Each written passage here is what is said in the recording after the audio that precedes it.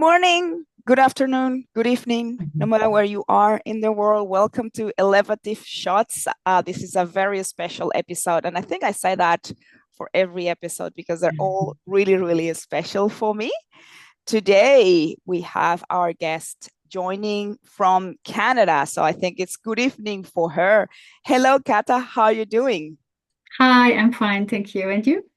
I'm very good, very good. It's good morning for me in Canberra, Australia. And I'm really grateful for your presence today. I think we're going to have a fantastic conversation around leadership. And before we get into that, I'd like to introduce you and talk a bit about yourself. So, Kata is a leadership consultant and a coach with a global reach. She was born and raised in Hungary, and she lived in France. And now, well, she lived in France for a decade before she moved to Canada. She's now in Montreal. With a background as a lawyer and 5 years in various legal roles, she transitioned to the leadership development world with training and coaching. She is also an International Coaching Federation certified coach. So she got the accreditation from the ICF, and what she loves is collaborating with leaders across continents, industries, and different experiences. She's also fluent in Spanish, French, and Not Hungarian. Spanish, Sorry, did I say Spanish? There you not go. yet. Not yet, not yet. We have to work on that. Sorry, that was in English. She's fluent in English, French, and Hungarian, and she connects with the whole world. And we're gonna get into that in a second because I really want to talk about this diversity here. But Kata, outside of work, she is a busy mom to two beautiful daughters, Emily and Lisa. And in her free time, she enjoys outdoor activities by the lake and practicing yoga and meditation.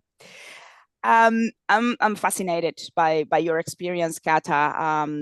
One of the things that we were talking about offline is that it is really mesmerizing to see how different backgrounds or people from different backgrounds, and I'm not just necessarily talking about the cultural backgrounds, but the education backgrounds transitioned into a different world, find a different passion or find another passion, because it doesn't mean, like in my case, I came from the strategic communications background.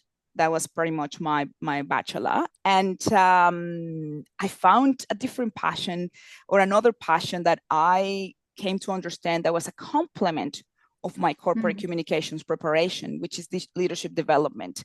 And you, in your case, have your lawyer experience and your lawyer background, your law background into this as well. So I'm really I don't know, it really fascinates me because it means that we can always do what we want. It's just a matter of exploring things.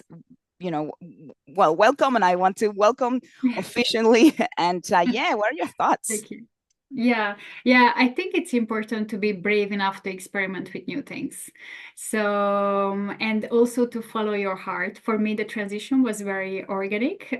So it was my line manager who proposed me to integrate into training, and I seized this opportunity. And this was a very satisfying and rewarding career transition for me because I think my personality is more aligned with sharing knowledge and also to connect with people. So I would encourage everyone to follow the heart and do what they heart tell them to do. Yeah, and you mentioned something key, right? When you get supporters, when you get mentors that believe and in you and see things, Mm, in you that are really, really key for your development. Another thing that fascinates me is the fact that we can do this globally, and this is something yeah, that you do. You do it from Canada, but you obviously do remotely support for everyone in the world, and I think that's important because we bring different perspective to what we exactly. do, Yeah. and it's so good to see different people, different personalities, and different ways of doing leadership across the world. So I hope that if you are all watching this today, you get a little bit of that global perspective, because what we're going to talk about today, it's how coaching and how leadership coaching can support you and your leadership skills, especially if you are transitioning from one position to a leadership position in your workplace. And I invited Kata because this is what she does.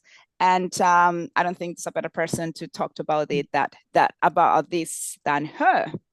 So, Kata, let's talk first about, what is your view on the top 3 essential leadership skills that individuals need to develop in order to get to the next gig? Yeah, thanks for the question. So what I see during my coaching practice, that there are 3 essential skills, leadership skills, which makes all the difference. There are communication skills, the emotional intelligence, and lastly, the decision making. And the thing around is not what you do, but how you do it. So first, let's dive into the communication. So effective communication means much more than just communicating and just like saying the net facts. It's also to navigate through hard conversations. So for example, refusing a promotion or to provide a constructive feedback. So a new leader should practice and have confidence in himself or herself to be able to manage these conversations. This also links here the active listening. So listening, what does the team say, reading the room, because actually this can help the team to be felt heard. Secondly, the emotional intelligence, super important. So first, identify and understand and manage your feelings, and also be able to read the room, as I just mentioned, because it will help to create a safe, supportive, and an inclusive environment. And showing empathy to the employees will help the new leader to be able to motivate them even in uncertain times. And lastly, most of my clients come with me because they need help with decision taking. So within this conversation, within this coaching conversation, we are discovering new perspectives. How does data, the team's input, and also their values, their strengths, their biases shape the decision? So I would say that these 3 main leadership skills, and if they try to master it, they will be able to lead with confidence and with clarity, and also with connect with their team. Amazing. Yeah, no, I totally agree with you. I think this is the 3rd episode of my Elevative Shots, and what's constant from different specialists in different areas in leadership is that empathy, active listening, and effective communication, among other things, are key for leaders, no matter where in your different roles that you have are, right? So I'm keen to hear now, Kata, from your experience, how can coaching support building those skills, right? So how is the process? You talked a bit about having the self-awareness and clarity, how that the coaching process can help individuals navigate and get into those and improve or growth those skills. Yeah, sure. So in terms of communication, what we try to do with my clients is that first defining their leadership, their executive presence, which means that how do they want to be perceived, and working backward. So what they need to do to express their leadership and their executive presence. The second thing, how we can improve their communication skills, is practicing hard conversations. So hard conversation will happen Yeah. sooner than later, and preparation and have a toolkit is a key. So they are bringing the situation, we role play, then there's a feedback part, and then they try to do it again. So this is an amazing and efficient way so that they are prepared for this conversation and they can go into this conversation with clarity.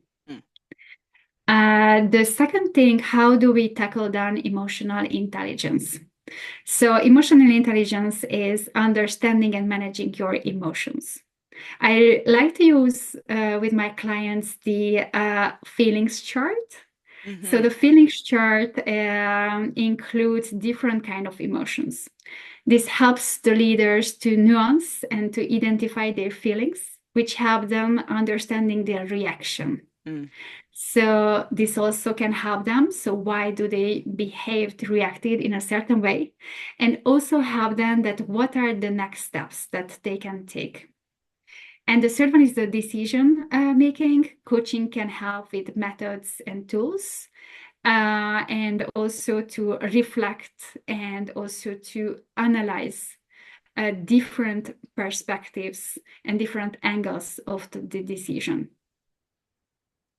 Yeah, that's a lot there to unpack, but I think it leads to self-awareness as being one of the main things for anyone looking to upskill those your leadership style and to understand, because I don't think it's something that you don't have. It's something that you might need to work with someone that can help you understand what are your what's your style and what are the gaps, right, as you mentioned. So self-awareness and Yeah. clarity, they're they go together in any of the skills that you want to build, right?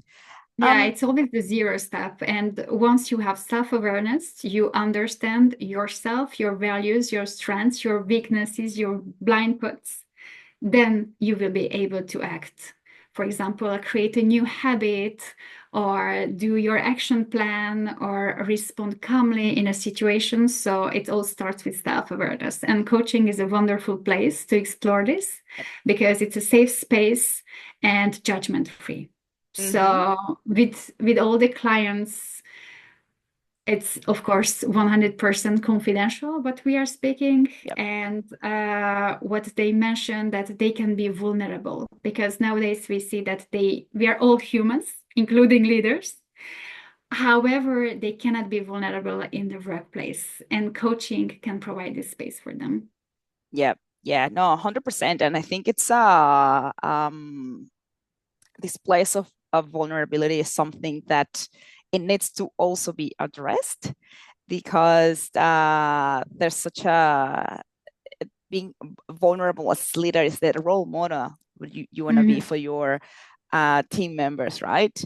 And talking about being, confident about anything you do as a leader and building that resilience. Sometimes you spoke about managing difficult conversations and conflict, which is something that we are, I'll say that, quite wired not to do. Mhm. And I think it's, well, the brain also protects us. So it's you don't want to be out of the comfort zone and challenge yourself to do something that is going to put you in a difficult position. But also I think it's society also is it's we craving for simplicity rather than complexity many times. So I think it's you mentioned it's going to happen, and I think we have to prepare for that. But more than that, we should be able to reframe how we see Mhm. conflict, because it's a healthy way of having a respectful debate that is not necessarily with this negative connotation of conflict or difficult, in this case, conversation. So what do you think we need, or leaders need, to build this confidence and this resilience in times of change and uncertainty? Yeah. So looking back what you have just said, what I also noticed with the clients is that when they arrive to the coaching session, they present a problem.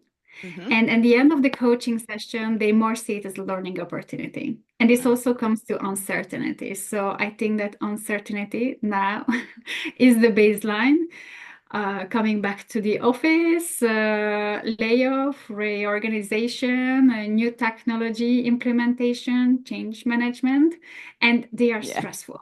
Yeah. So with the clients first, we tackle then what is the root cause, what is the limiting belief, what do they think is the block road here, Yeah. and how they can turn these problems into a learning opportunity.